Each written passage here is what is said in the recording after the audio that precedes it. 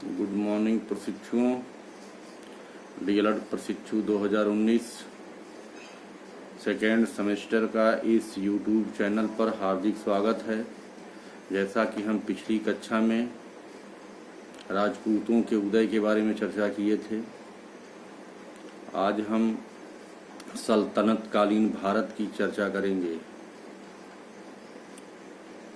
दिल्ली सल्तनत स्थापना एवं सुदृढ़ीकरण।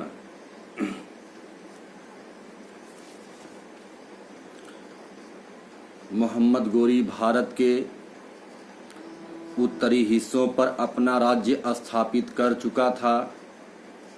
उसने गढ़वाल, सेन, चंदेल आदि कई वंशों के राजाओं को हराकर अपना राज्य बनाया था।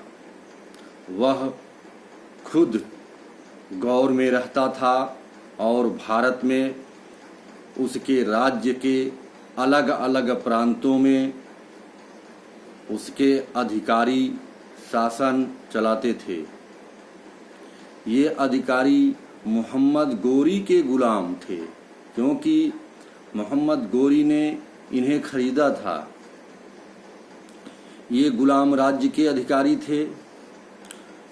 उन दिनों यह प्रथा थी कि तुर्किस्तान के युवकों को खरीदकर उन्हें युद्ध और प्रशासन के काम में प्रशिक्षण देकर सुल्तानों को बेचा जाता था।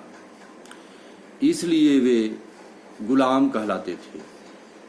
सुल्तान की सेवा में आने पर योग्य और होनहार गुलामों को ऊंचे और जिम्मेदार के पद भी सौंपे जाते थे और इसके बदले उन्हें ऊंचा वेतन मिलता था।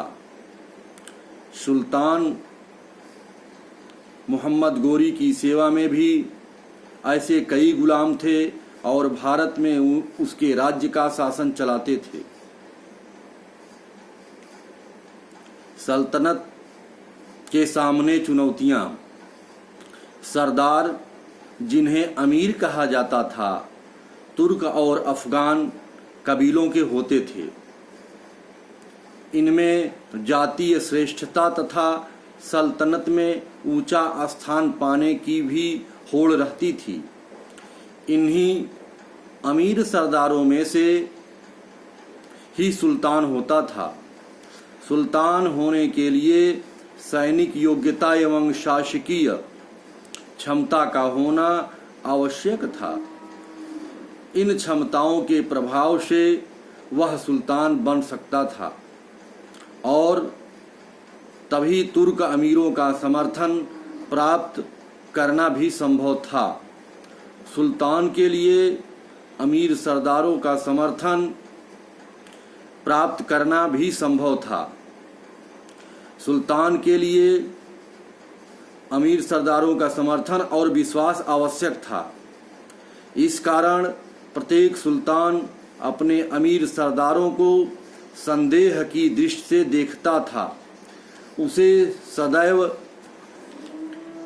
भय रहता था कि कहीं ये अमीर सरदार आपस में मिलकर कोई षड्यंत्र न करे। अतः सुल्तान का अधिकांश समय इन गुप्त षड्यंत्रों से बचने के उपायों में ही बीत जाता था। सुल्तानों को इन अमीर सरदारों में संतुलन भी बनाए रखना पड़ता था। इनको 40 गुलामों का संगठन भी कहा जाता था। सुल्तान इस्लाम धर्मावलंबी थे तथा बाहरी देशों से आए थे।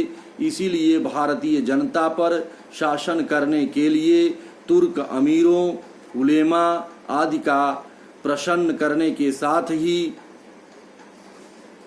हिंदुस्तानी जनता से भी संपर्क रहते थे, क्योंकि सल्तनत विद्रोहों का भय हमेशा बना रहता था। दास या गुलाम वंश। दास वंश के प्रमुख शासक निम्नलिखित थे। कुतुबुद्दीन ऐबक 1206 ईस्वी में मोहम्मद गोरी की मृत्यु के पश्चात उसका तुर्क गुलाम मोहम्मद कुतुबुद्दीन ऐबक उत्तर भारत का पहला तुर्की शासक बना। उसकी उदारता के कारण ही उसे लाख बख्श कहा जाता था। ये इम्पॉर्टेंट क्वेश्चन है कि लाख बख्श किसे कहा जाता है, तो लाख बख्श कुतुबुद्दीन ऐबक को कहा जाता है। अर्थात वह लाखों का दान करने वाला दानप्रिय था, इसलिए उसे लाख बख्श कहा जाता था। उसने सन 1206 से 1210 तक शासन किया। उसने अपने स्वामी मोहम्मद गोरी के लिए अनेक युद्ध जीते। उसने हांसी, अजमेर, मेरठ, अलीगढ़ और रणथंभौर पर विजय प्राप्त की थी। कुतुबुद्दीन ऐबक को भवन निर्माण में भी रुचि थी। उसने दिल्ली में कुतुब मीनार, कुब्बत उल इस्लाम मस्जिद और अजमेर में 2.5 दिन का झोपड़ा का निर्माण कराया।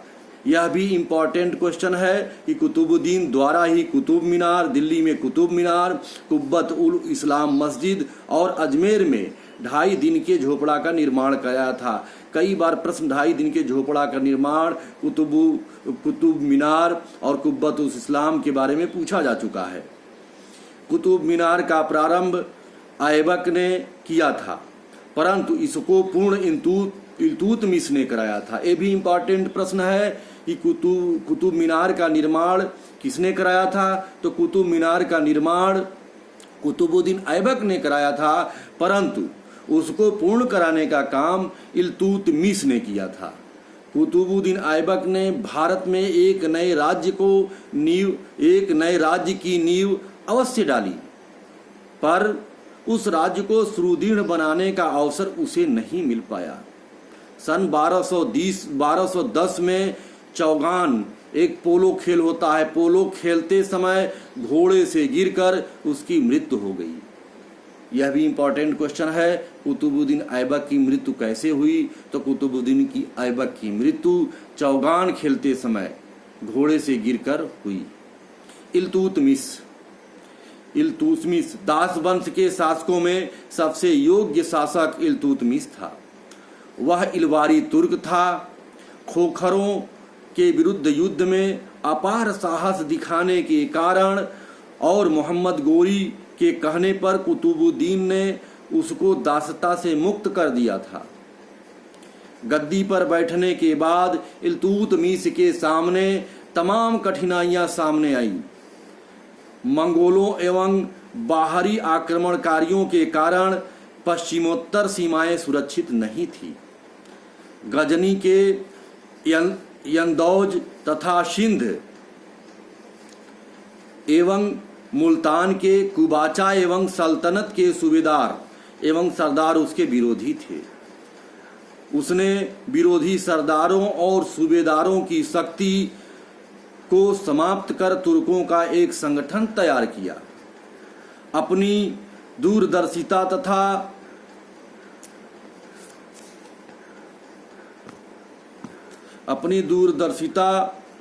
तथा कूटनीति द्वारा मंगोल नेता चंगेज खान के आक्रमण से दिल्ली को बचा लिया गया।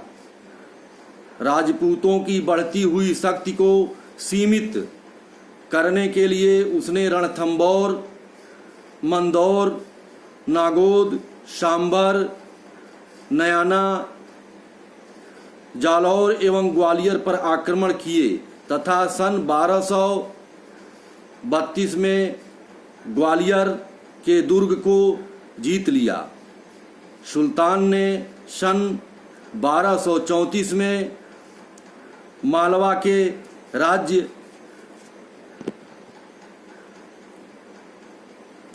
भेलसा एवं उज्जैन पर आक्रमण कर उसे जीता। सन 1236 ईस्वी में उसकी मृत्यु हो गई।